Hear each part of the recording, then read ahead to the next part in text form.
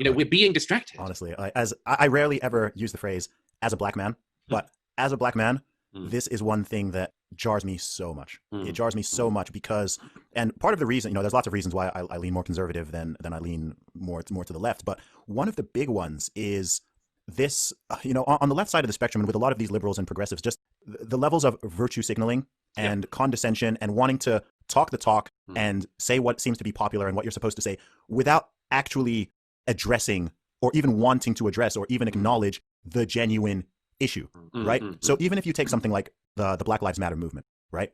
I would love it if there was a Black Lives Matter movement that really was what it said on the tin.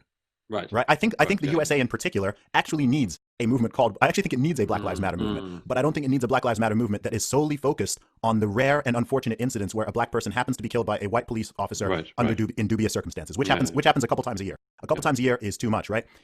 Last year there were over 7,000 black people killed, over 7,000 murders. Can this be spoken about? Even here in the UK, what about things like knife crime? As soon as you want to have the real conversation, if you're white, they're going to want to call you racist. If you're black, they're going to try to say that you're an Uncle Tom or you're a coon. I actually genuinely care about these issues. So for people who are just being dishonest and who want to just scream institutional racism and systemic racism and structural racism and white supremacy, I'm like, this is not helpful. In fact, as far as I'm concerned, I'm like, you're part of the problem because you're preventing the problem from being discussed. This comes back to what we were talking about earlier, that you're preventing this conversation from happening honestly, and therefore you're preventing any real solutions. Look, if we could somehow eliminate all racism from everybody's heart, all racism, right?